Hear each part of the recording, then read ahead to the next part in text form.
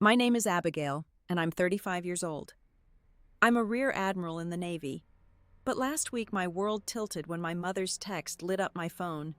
Don't embarrass us with that uniform at Sadie's wedding. My sister Sadie, my best friend growing up, was getting married, and I thought my family finally saw me. That message cut deep, like they wanted to erase who I am. Have you ever felt pushed out by the ones you love? I'm curious where you're watching from. Like and subscribe to hear how I faced that day. I pulled into the driveway of my childhood home, the gravel crunching under my tires. The air smelled of honeysuckle just like it did when Sadie and I used to chase fireflies out back. I was still reeling from Mom's text, but tonight was about planning Sadie's wedding, and I wanted to believe we could stitch things back together. At 35, I'd learned to hold on to hope even when it felt like gripping sand. I grabbed the bottle of wine I'd brought a peace offering and headed inside. The house was warm, filled with the clatter of dishes and laughter. Mom was at the head of the dining table, her hair pulled into a tight bun, directing everyone like she was still running our childhood. Sadie sat across from her fiancé Nathan, her eyes sparkling as she showed him fabric swatches. My brother Caleb was there too, slouched in his chair, scrolling on his phone. His wife Rachel was arranging dessert plates, her smile polite but distant. I stood in the doorway for a moment, taking it all in, waiting for someone to notice me.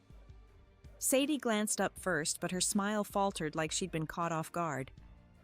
"Hey, you made it," she said, her voice bright but thin. She didn't get up. Nathan gave me a quick nod, his focus back on the swatches. Mom didn't look at me, just kept talking about the venue's lighting. Caleb snorted without looking up. "Nice of you to show, Navy Star." I swallowed the sting and set the wine on the table. "Thought we could use this," I said, trying to keep my tone light. I slid into a chair, my hands folding automatically like I was at a briefing. The room felt smaller than I remembered, the walls crowded with old family photos. There was one of Dad grinning in his fishing hat that made my chest tighten. He'd been gone 3 years, but his absence still hung heavy. Mom finally acknowledged me, her eyes flicking over my sweater and jeans. "You're late," she said, not unkindly, but with that edge she always had when I didn't fit her script. "We're finalizing the guest list. Sadie wants it intimate, no more than 100. "Sounds perfect," I said, forcing a smile. I turned to Sadie, hoping to catch her eye. "I was thinking I could help with the programs, or maybe the seating chart. Whatever you need." Sadie hesitated, her fingers twisting a napkin. "Oh, we've got most of that covered," she said, glancing at Mom. "Rachel's been amazing with the details." Rachel looked up, her cheeks flushing like she wasn't sure if she should thank Sadie or stay quiet. I nodded, my throat tightening. "Sure, just let me know." I wanted to say more, to ask why she hadn't called me about any of this, but the words stuck.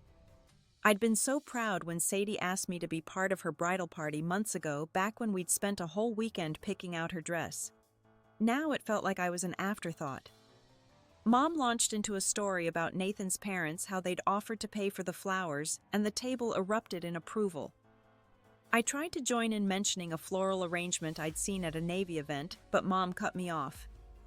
"Let's not get sidetracked," she said, her voice clipped. "We need to focus on Sadie's vision."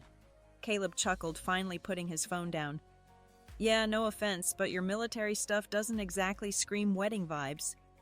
He leaned back, his smirk sharp. "You gonna march down the aisle in your fancy uniform?" The table went quiet. Nathan shifted uncomfortably and Sadie stared at her plate. I felt my face heat up, my pulse thudding in my ears. "It was just an idea," I said, my voice steadier than I felt. Inside I was crumbling. I'd spent months preparing for my promotion to Rear Admiral, a milestone I thought my family would celebrate. I'd even practiced how I'd tell them tonight, imagining Sadie's hug, Mom's rare smile. But now I couldn't bring myself to mention it. Rachel broke the silence, offering me a slice of pie. "You must be so busy with work," she said, her tone kind but pitying. "It's amazing you found time to come." I took the plate, murmuring thanks, but her words landed like a jab. They all assumed my career was why I wasn't involved, not that they'd pushed me out. As the night wore on, I watched Sadie laugh with Nathan, her hand resting on his arm. I wanted to feel happy for her, but every giggle, every shared glance, felt like a door closing. I excused myself to the bathroom, needing air. In the hallway, I passed my old bedroom door, slightly ajar. Curiosity pulled me inside. The room was a time capsule, my old posters, a quilt Mom made when I was 10. On the desk was a faded Navy recruitment pamphlet, its edges curled from years of handling. I'd found it at a career fair when I was 16, dreaming of a life bigger than this house. I traced the bold letters on the cover, remembering how Dad had sat with me listening to my plans, his eyes bright with pride. Back then, Sadie had been my cheerleader too. She'd sneak into my room at night asking me to tell her about the ships I'd sail, the places I'd see. Now she couldn't even look at me. I tucked the pamphlet into my pocket, a small anchor to who I was, and headed back to the table. The conversation had moved to toasts, and Mom was insisting Caleb give one. He groaned but agreed, flashing that charming grin everyone loved. No one asked me to speak. I left that night with a hollow ache in my chest, the wine bottle still unopened on the table. Driving back to my apartment, I kept replaying Caleb's jab, Sadie's silence, Mom's dismissal. I wanted to believe it was a misunderstanding, that they were just caught up in wedding fever. But deep down, I felt the truth creeping in. My family didn't want me there, not really. And I didn't know how to fix it. The next morning, I sat at my desk in the Naval Base office, the hum of fluorescent lights overhead. My laptop was open to a report, but my eyes kept drifting to the wedding invitation propped against my coffee mug. It had arrived in the mail yesterday, crisp and cream-colored, with elegant calligraphy spelling out Sadie and Nathan's names. I'd expected to feel joy when I saw it, but instead my stomach twisted. My name was there, tucked in the guest list, but nowhere else. No mention of the bridal party, no special role despite Sadie's promise months ago when we'd sipped coffee and giggled over her engagement ring. I turned the invitation over, hoping for a note, a hint that she still wanted me close. Nothing. I picked up my phone and dialed Sadie's number before I could overthink it. The line rang twice, then her voicemail kicked in, her voice bright and bubbly. I hung up my thumb, hovering over the call button. Maybe she was busy with wedding plans. Maybe she hadn't meant to leave me out. I tried again, and this time she answered on the fourth ring. "Hey, it's me," I said, keeping my tone light. "Got your invitation. It's beautiful." "Oh, good you got it," Sadie said, but her voice sounded rushed, like she was half listening. I heard dishes clinking in the background, then Nathan's muffled laugh. "We're just finalizing some stuff here. What's up?" I took a breath, my fingers tightening around the phone. "I was just wondering about the bridal party. You'd mentioned me being in it, but the invitation doesn't say anything. Did something change?" There was a pause, long enough that I checked to see if the call had dropped. Then Sadie sighed, a small, tired sound.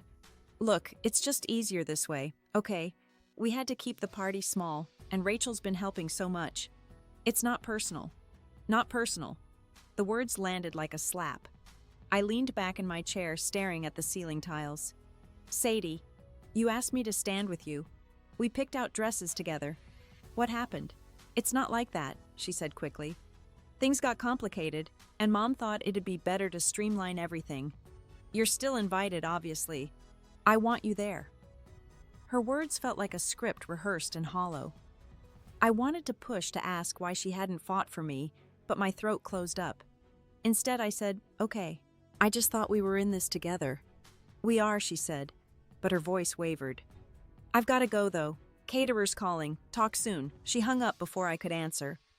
I set the phone down, my hands shaking. The office was quiet, most of the staff at lunch, but I felt exposed, like everyone could see the crack widening in my chest. I opened my journal, a habit I'd picked up during deployments, and started writing. The words spilled out how I'd always been the one to hold our family together, planning birthdays, calling Dad during his chemo, checking on Sadie when she moved away. Now it felt like they'd redrawn the family map, and I wasn't on it. A knock on my door pulled me out of my thoughts. Lieutenant Harper, one of my junior officers, poked her head in her braids swinging. "Ma'am, you okay? You missed the briefing." Her eyes flicked to the invitation on my desk, then back to me, soft with concern. I forced a smile, tucking the journal away. Just got lost in thought. "I'm fine." She hesitated, then stepped inside, closing the door. You don't look fine. Want to talk? Harper was young, barely 25, but she had a way of seeing through people. I'd mentored her through her first year, and she'd become someone I trusted. I sighed, rubbing my temples. Family stuff. My sister's getting married, and it's complicated.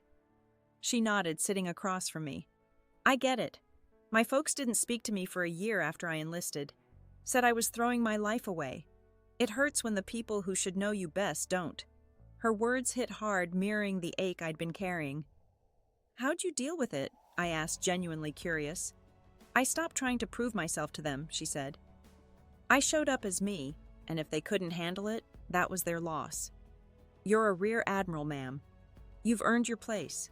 Don't let anyone make you feel small. Her words lingered, a challenge I wasn't sure I was ready for. That night, alone in my apartment, I pulled out an old phone I'd kept in a drawer, one I hadn't touched since Dad's funeral.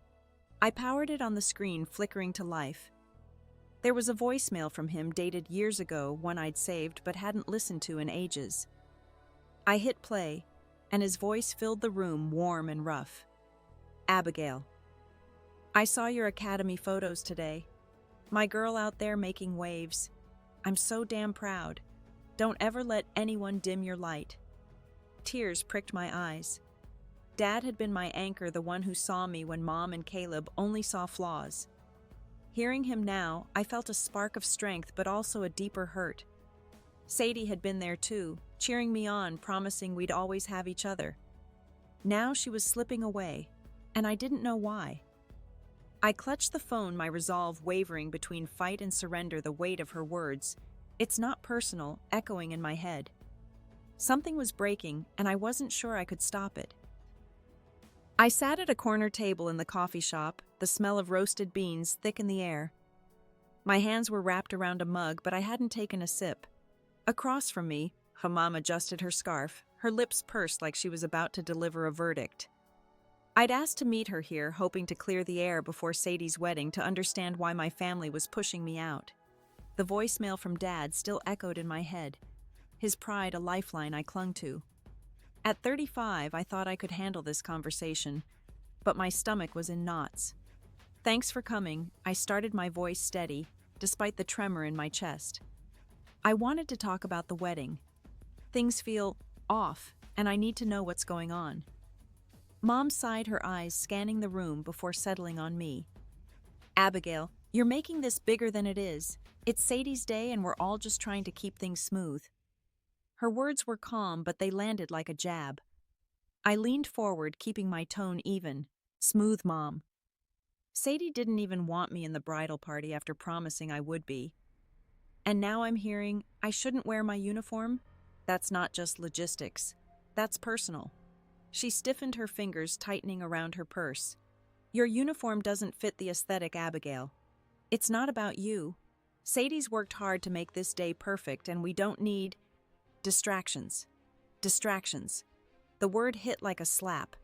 My uniform wasn't just fabric, it was years of sweat, sleepless nights, and choices that shaped me. I'd stood on decks through storms, led teams through crises, earned 2 stars on my shoulders. And here was my mother reducing it to a wardrobe problem. I took a breath, trying to stay calm. My uniform is who I am, Mom. It's not a costume I can just take off.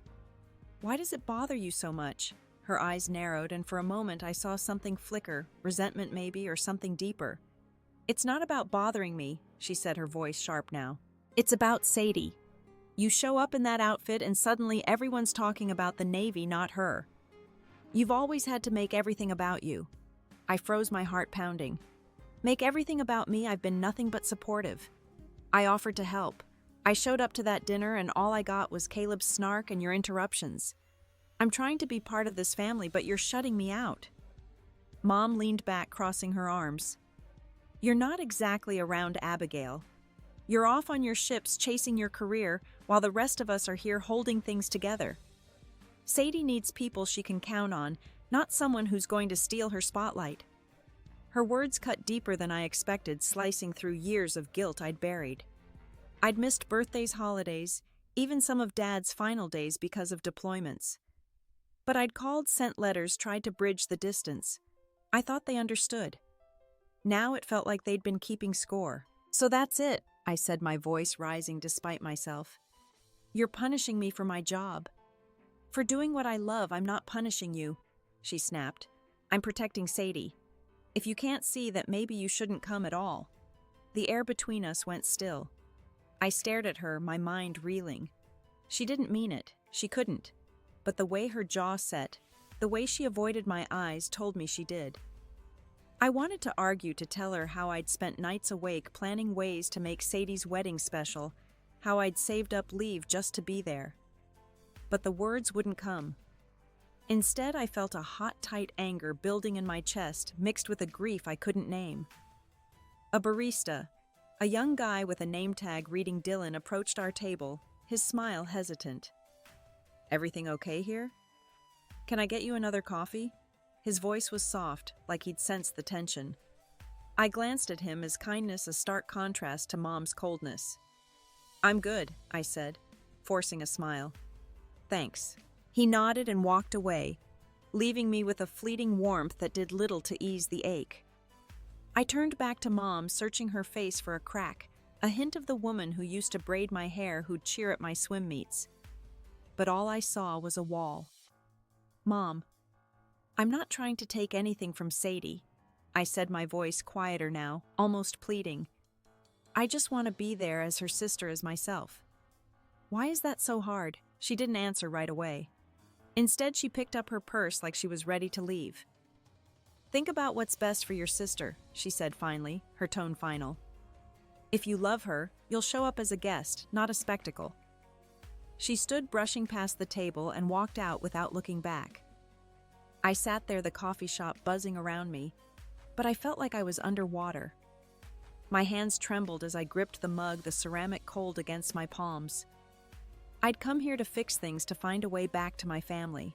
Instead, I was further away than ever, and the anger inside me was growing sharp and unstoppable.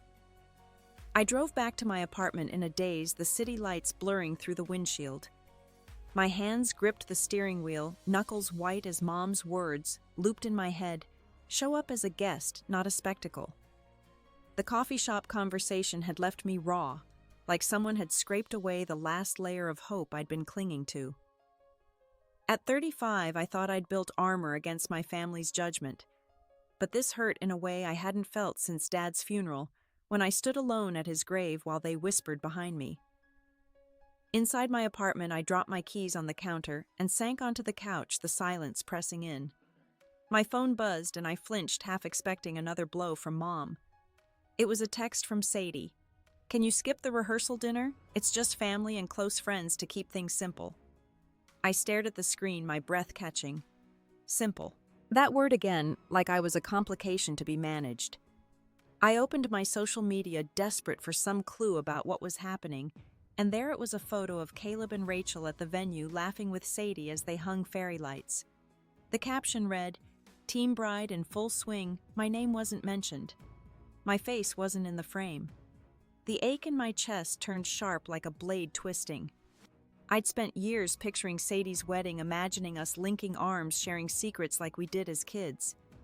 Now I was being written out, not just from the bridal party, but from the whole story.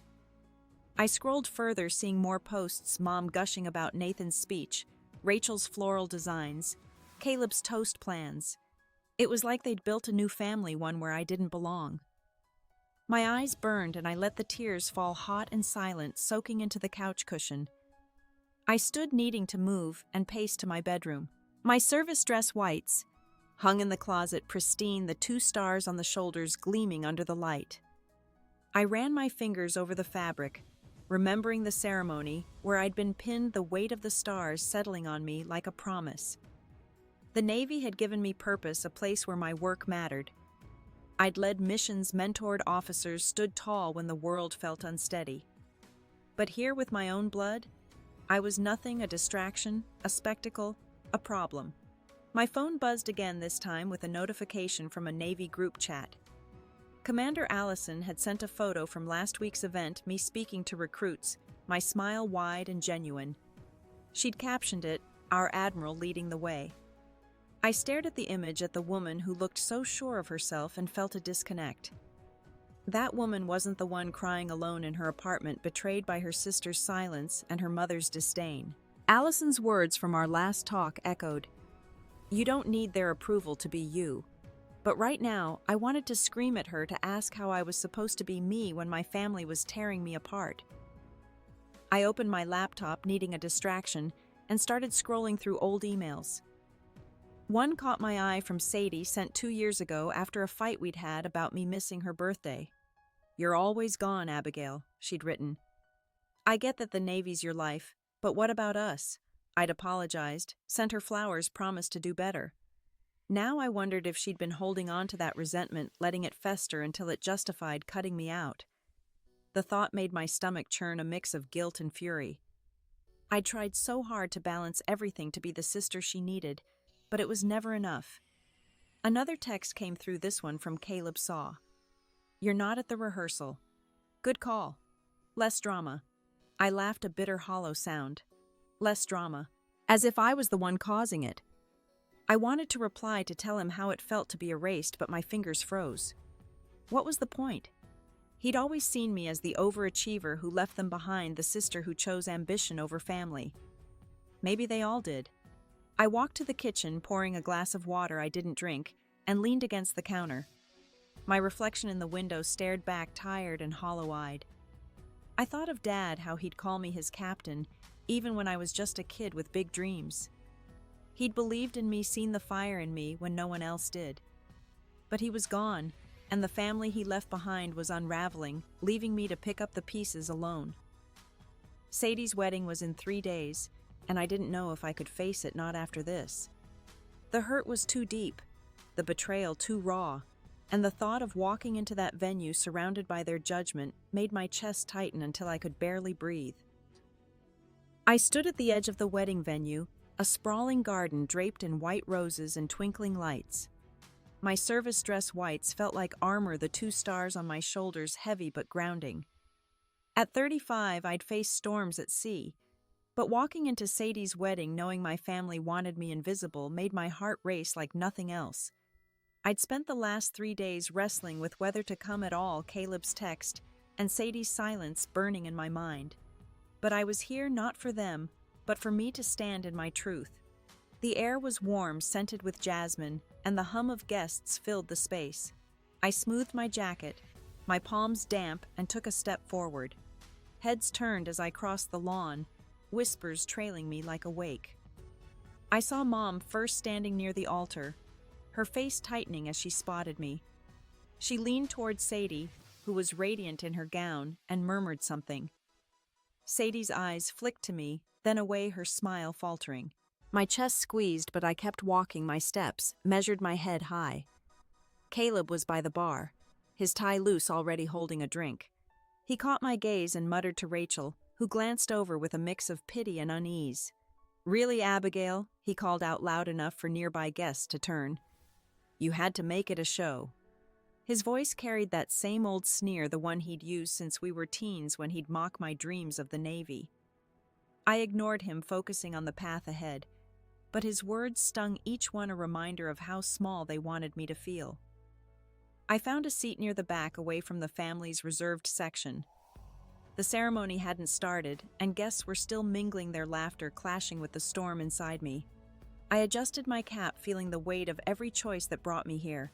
I'd almost worn a dress, something soft and civilian, to blend in like Mom wanted. But last night, staring at my uniform in the mirror, I decided if they couldn't accept me as I was, I wouldn't hide to make them comfortable. A small figure approached, breaking my thoughts.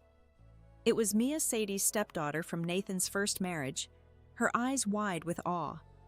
She was maybe 10, her braids tied with ribbons that matched the wedding colors.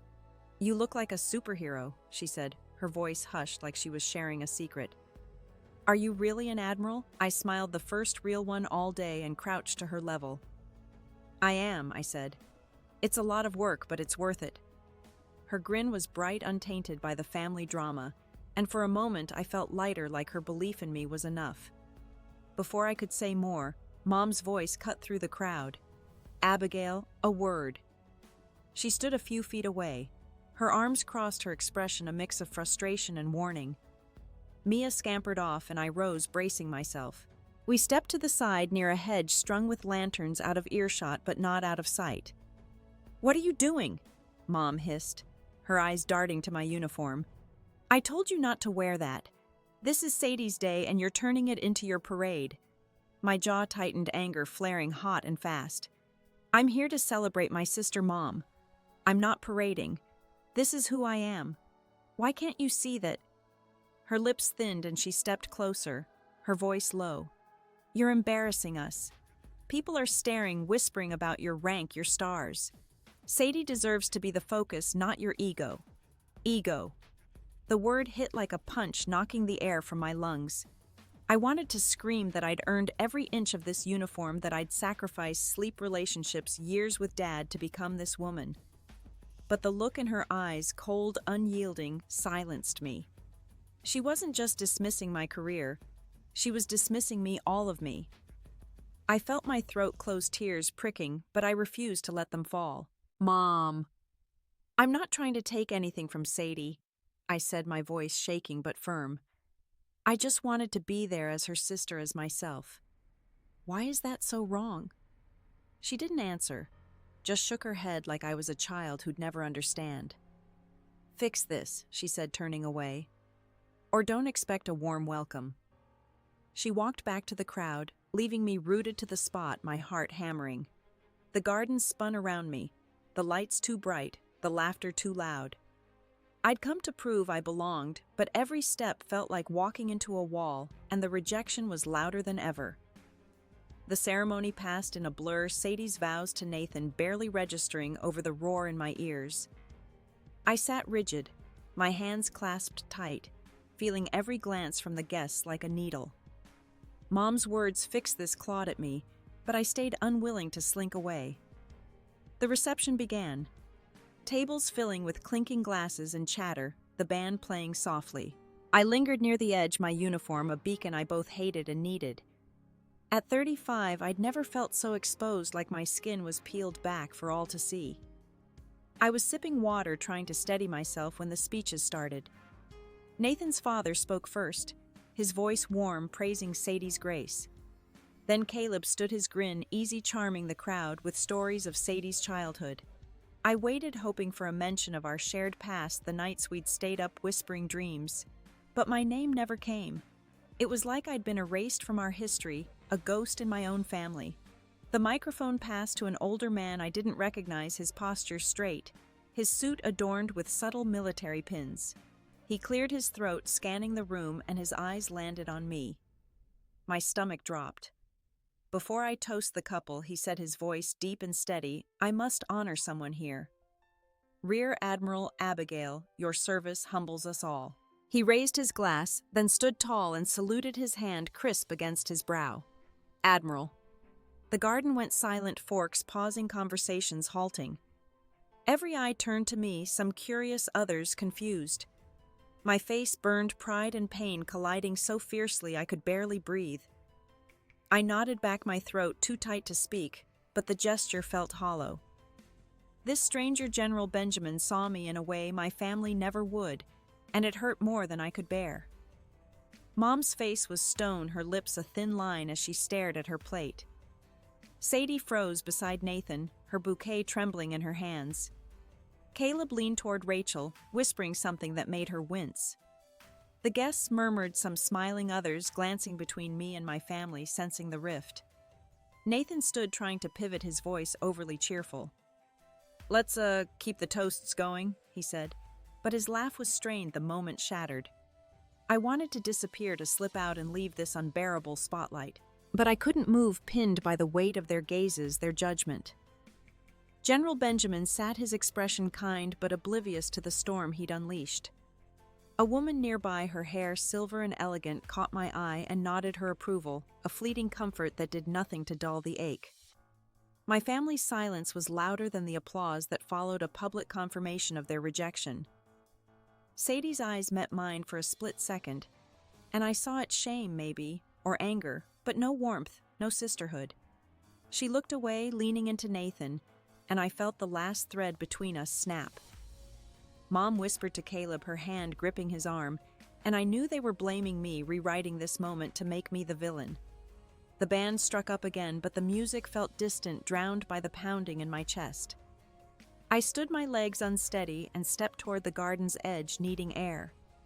The lights blurred the laughter, a cruel echo. I'd come to claim my place to show them I was enough, but instead I'd bared my soul to a room full of strangers, only to see my family turn their backs. The pain was a living thing clawing at me, and I didn't know how to carry it any longer. The garden lights flickered as I stood at the edge of the reception, my heart still pounding from General Benjamin's salute. The weight of my family's silence pressed against me, their rejection, a wound that throbbed with every breath. At 35, I'd faced worse crises at sea, decisions that haunted me, but this betrayal cut deeper, exposing a raw truth: my family didn't see me. Not as an admiral, not as a sister, not even as Abigail. But something shifted inside me, a spark igniting amidst the pain. I wasn't done here. I straightened, smoothing my service dress whites, and scanned the crowd. Sadie was at the head table, her laughter forced as she clinked glasses with Nathan. Mom sat nearby, her posture rigid, avoiding my gaze. Caleb was at the bar again, his back to me, but I could feel his disdain from across the lawn.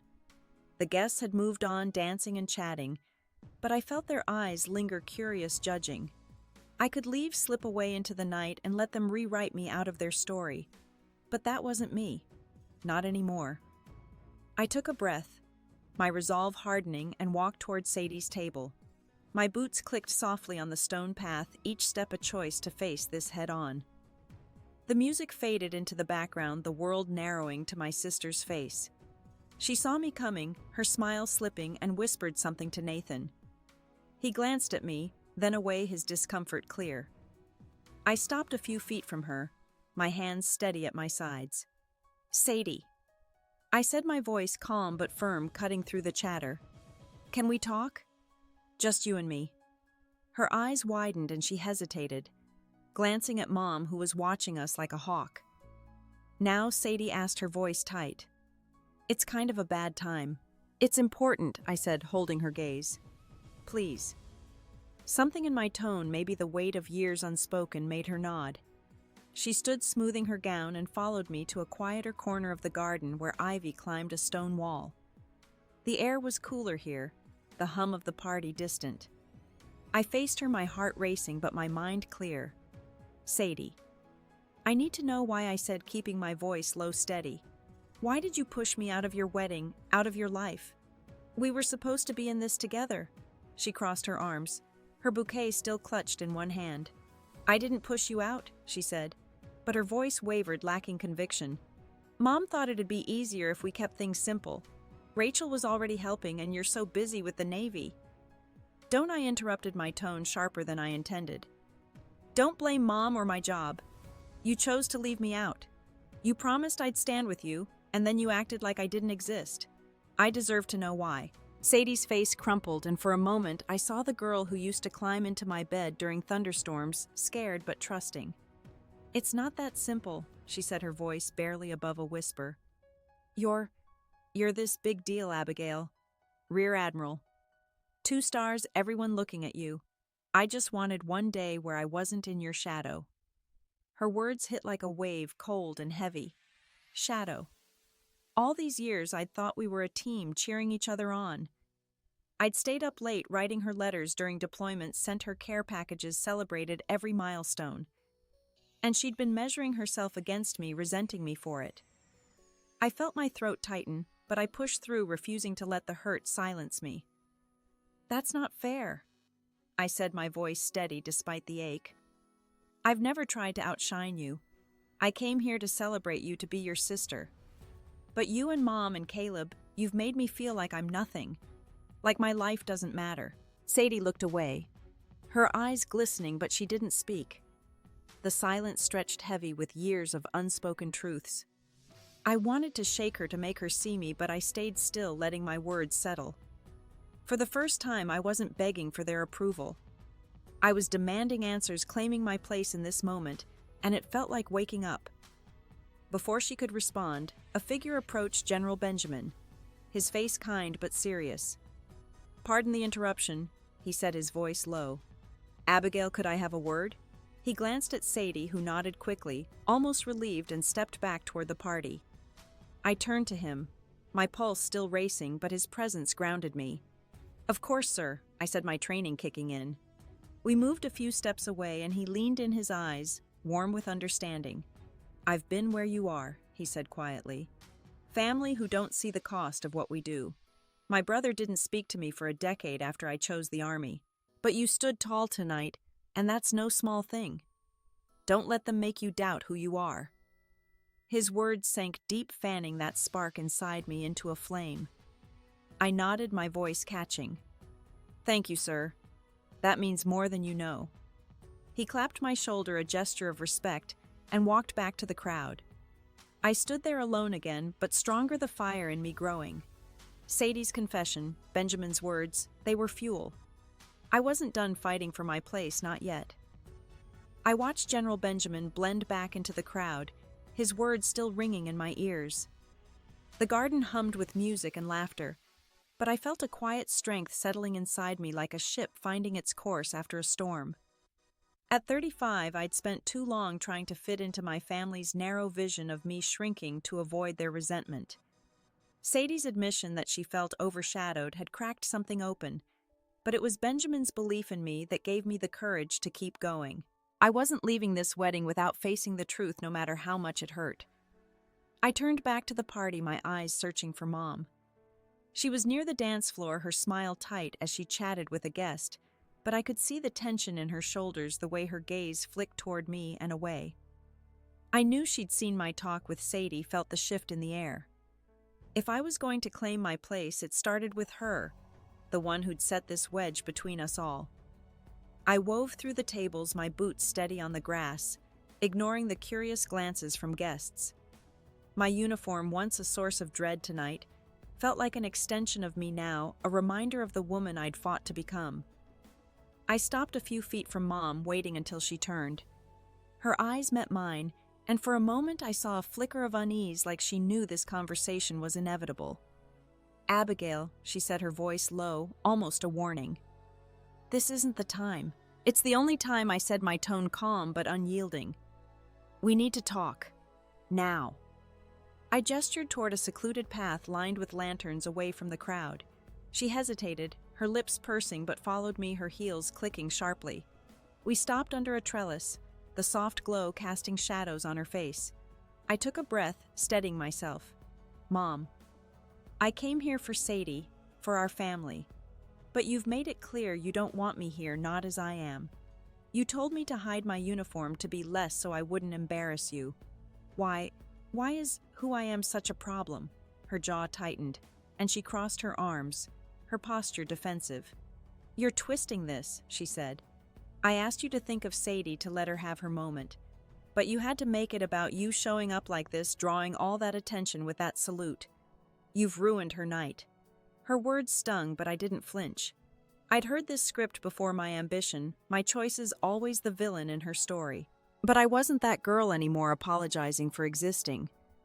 "I didn't ruin anything," I said, my voice steady, cutting through her accusation. "I showed up as myself, the way Dad taught me to. You're the one who's made this a fight, telling me to hide, to be someone I'm not. I'm your daughter, Mom. Why can't you be proud of me?" Her eyes flashed, and for a second, I thought she'd soften. But then she stepped closer, her voice cold. "Proud. You left us, Abigail. You chose your career over your family, over your father when he was dying. And now you expect us to applaud you for it. Sadie's the one who stayed, who cared. You don't get to demand pride." The accusation hit like a fist, stealing my breath. I'd carried the guilt of missing Dad's final days, the calls I couldn't make, the visits I couldn't take. But I'd been serving, doing what I thought was right, what Dad had cheered me for. To hear Mom weaponize it, to twist my love for him into neglect, felt like a betrayal deeper than Sadie's silence. My hands trembled, but I clenched them, refusing to break. "You're wrong," I said, my voice low, shaking with conviction. "I didn't abandon Dad. I loved him, and he loved me for who I am. I've spent my life trying to make you see me, to fit into this family, but I'm done begging. If you can't accept me uniform, stars all of it, that's on you, not me. Mom's face hardened, her silence louder than any words. She turned ready to walk away, but I wasn't finished. I'm staying, I said, my voice rising just enough to stop her. I'm here for Sadie, for Dad's memory, for me. And I'm not hiding anymore. She didn't respond, just walked back to the party, her back rigid, leaving me in the lantern's glow. I stood there, my chest heaving, the weight of my words settling over me. For the first time, I felt free, not from the pain, but from the need to please her. I'd spoken my truth, and it was enough. A small figure darted from the shadows. Mia, Sadie's stepdaughter, her eyes bright with excitement. I heard you, she whispered, her voice awed. You were so brave. I want to be like you someday. I knelt, my heart swelling despite the ache. You already are, I said, squeezing her hand. Just be you. Okay? She beamed, then ran back to the party, her ribbons bouncing. I rose, my gaze drifting to the crowd where Sadie was dancing with Nathan, Mom, watching from the sidelines. The hurt was still there, raw and deep, but I felt a new strength, a clarity I hadn't known I needed. I slipped off my white gloves, the fabric soft against my fingers, and tucked them into my pocket. It was a small act, but it felt like shedding a weight I'd carried too long. I stepped back toward the reception, my head high, ready to face whatever came next, knowing I'd chosen myself for the first time in years. A week after the wedding, I sat at my desk on the naval base, the morning sun cutting through the blinds. My office was quiet. The usual bustle of reports and briefings, replaced by a stillness that matched the weight in my chest. At 35, I'd faced my family head-on, spoken my truth, and walked away with my head high. But the victory felt hollow, the silence from Sadie and Mom louder than any argument. My gloves, still tucked in my pocket from that night, were a reminder of the line I'd drawn, but also the cost. The mail tray on my desk held a single envelope, its handwriting unmistakably Sadie's. My heart skipped as I opened it, unfolding a letter written on pale blue stationery. Abigail, it began. I'm sorry for how things went. I didn't mean to hurt you, but I was scared of being eclipsed. I need time to figure this out. Please don't hate me. Her words were careful, almost fragile, and I read them twice, searching for the sister I used to know. There was no promise of reconciliation, no plan to talk, just a plea for understanding that left me both hopeful and empty.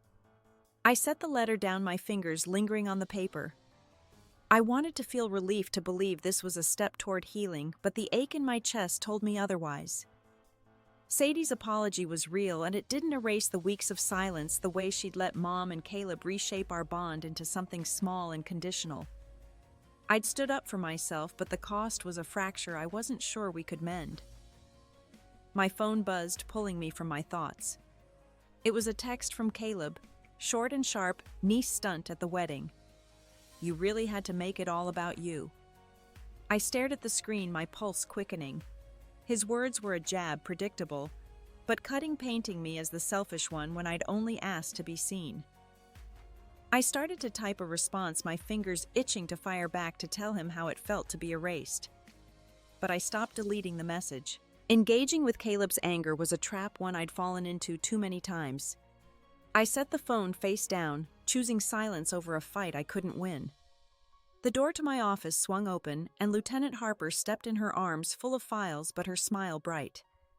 "Morning, ma'am," she said, then paused, eyeing the letter. "Everything okay? You look like you're carrying the world." I managed a half smile, tucking the letter into a drawer. "Just family stuff," I said. "Nothing new." She nodded, not pushing, and set the files down. "Well, we've got something to lift your spirits. The team's throwing a little party tonight for your promotion. Nothing fancy, just us, some pizza and bad karaoke. You in?" Her enthusiasm was a lifeline, pulling me out of the fog.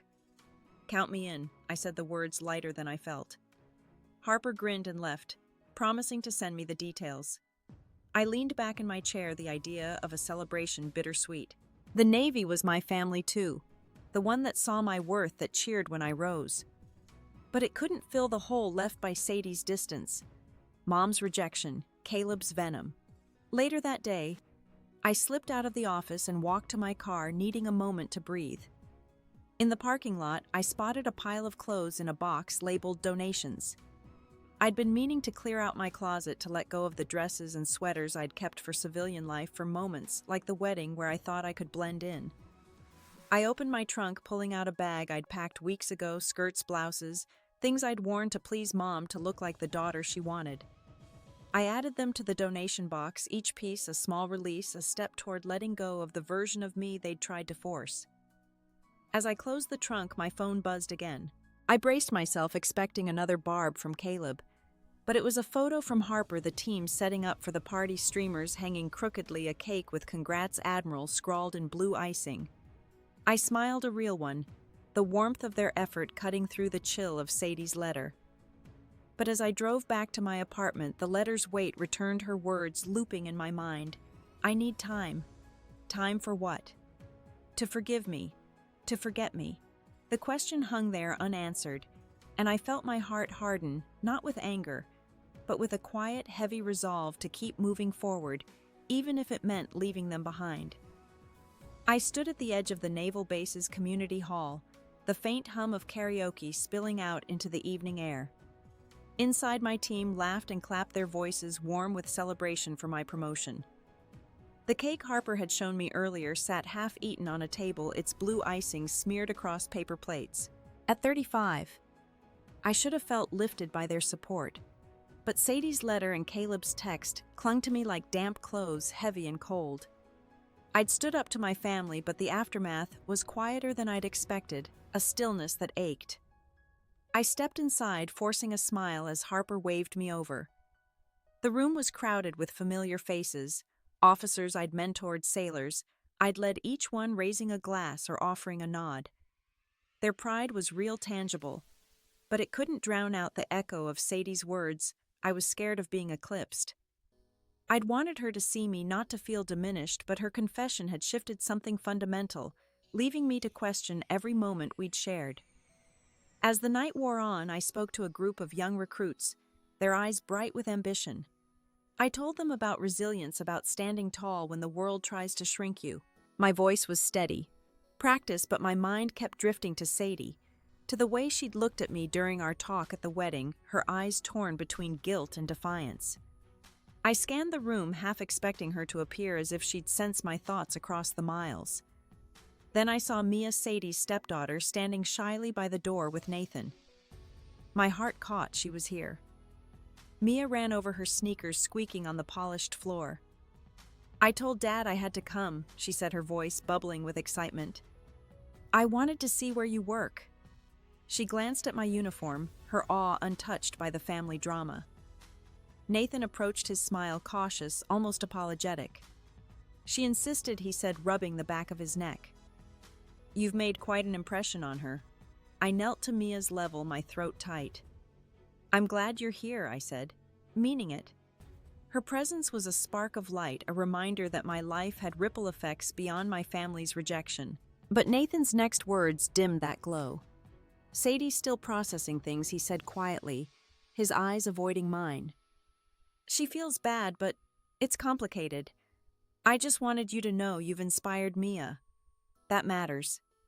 His words were kind, but they carried a sting, a reminder that Sadie wasn't here, that her apology hadn't led to action. I nodded, managing a thank you, but my chest felt hollow. Nathan's regret was clear, his discomfort a mirror of the wedding night when he'd tried to smooth over the tension. He hadn't stood up for me then, and now his gratitude felt like a consolation prize, not a bridge to my sister. I stood guiding Mia toward the refreshment table, letting her chatter about her school's leadership program fill the silence. But my phone buzzed in my pocket and I froze, dreading another message from Caleb. Instead, it was an email from Mom, the subject line blank. I opened it, my pulse quickening. "Abigail," it read. "I hope you're satisfied with the scene you caused.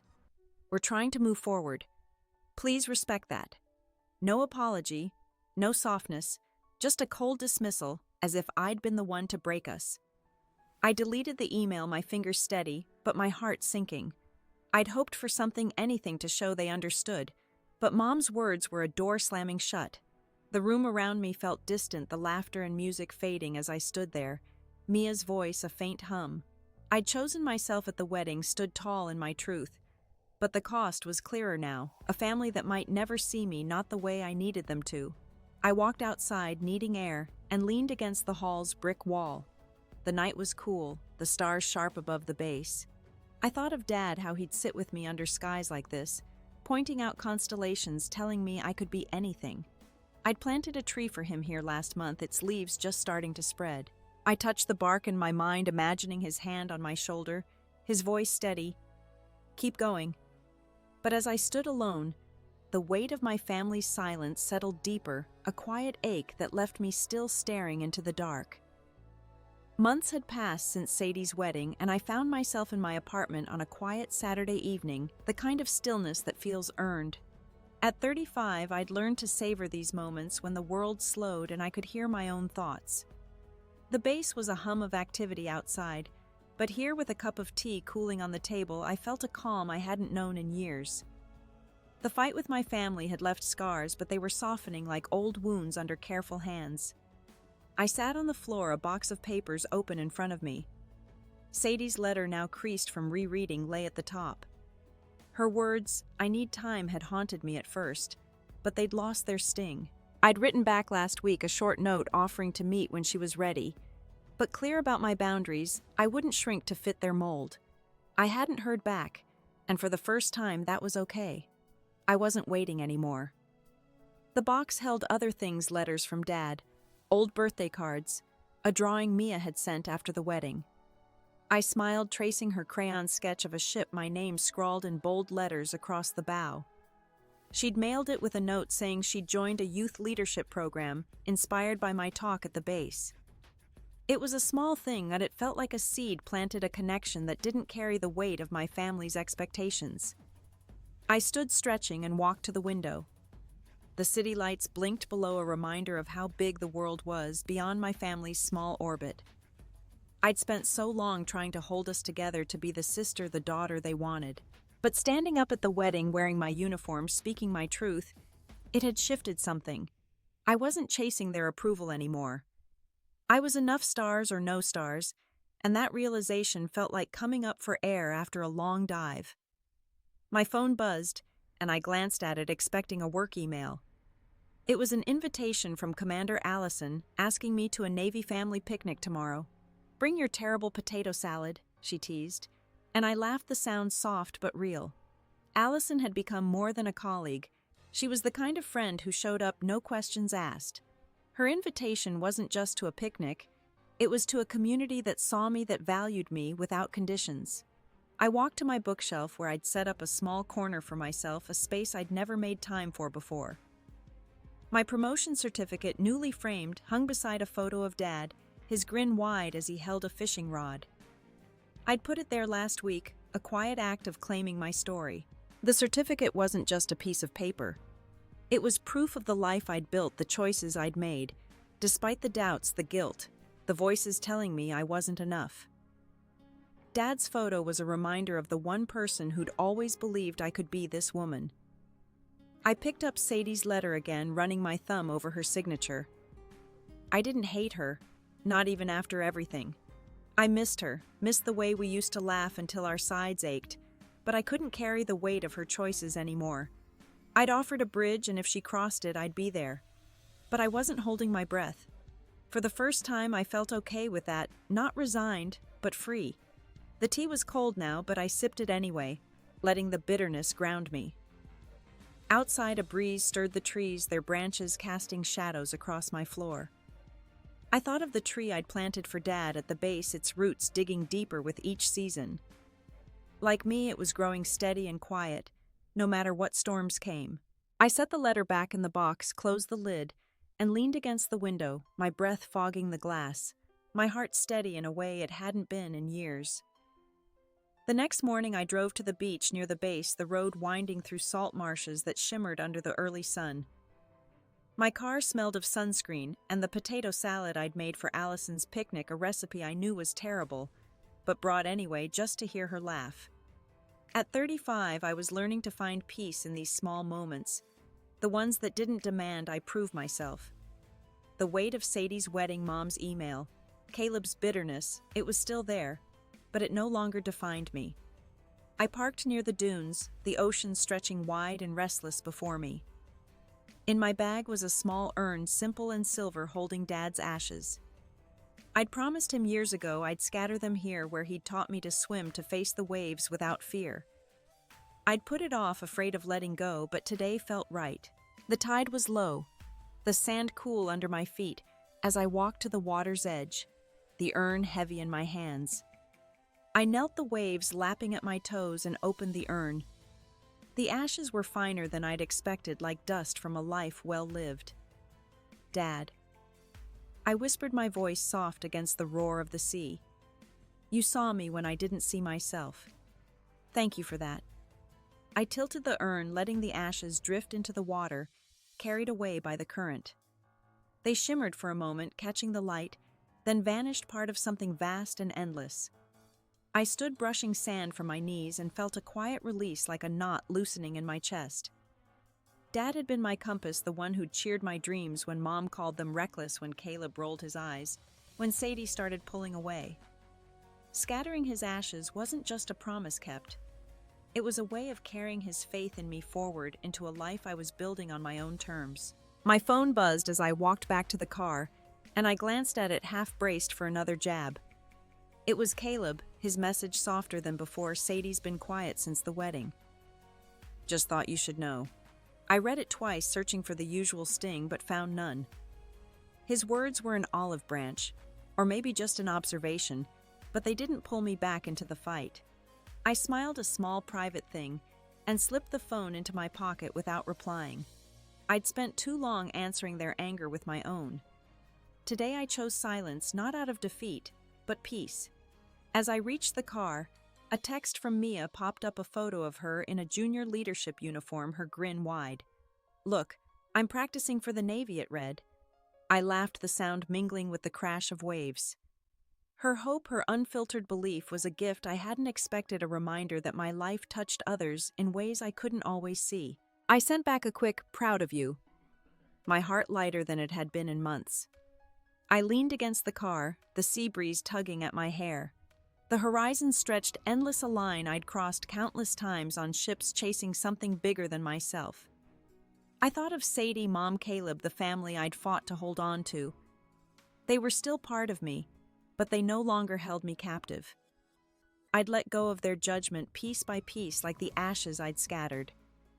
The picnic waited, with Allison's laughter and my team's warmth, a new kind of family I'd chosen. I took a slow breath, the salt air filling my lungs, and felt a stillness settle deep and steady, like the tide coming home. A year had passed since Sadie's wedding, and I was in my office at the naval base, packing for a new deployment. The room was a clutter of maps, files, and coffee mugs, but it felt like home, a space where I was seen. At 36, I'd found a rhythm to my days, a steadiness I hadn't known before. The hurt from my family's rejection hadn't vanished. It lingered like a bruise, tender but fading. I'd learned to carry it differently, not as a weight, but as part of my story. I zipped my duffel, my fingers brushing the fabric of my service dress whites folded neatly inside. They'd been a battleground once, a symbol of the fight to be me. Now they were just mine, no longer a defiance, but a truth I wore easily. My desk held a new addition, a small wooden box carved with a wave pattern where I kept Mia's drawings and a few letters from Sadie. We'd met for coffee a few times since her wedding, cautious steps toward something new. She'd talk about her job, Nathan, Mia's school plays, and I'd listen, sharing bits of my life deployments, the recruits I mentored. We didn't mention the wedding, not directly, but it hung between us, a shadow we were learning to step around. Mom and Caleb were another story. Mom's emails had stopped after that cold one last year, and Caleb's texts were rare, brief updates about his life, never an apology. I'd let go of expecting one. Forgiveness came quietly, not because they deserved it, but because I needed to breathe.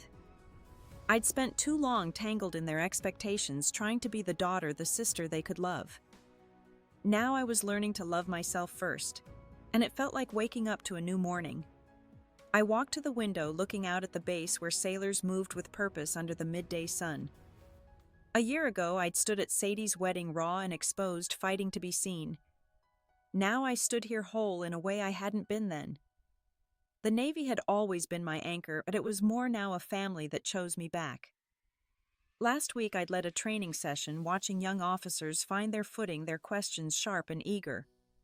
One of them, a quiet woman named Tara, had stayed after thanking me for showing her what strength looked like. Her words settled in me, a reminder that my life rippled outward, touching others in ways I couldn't always see.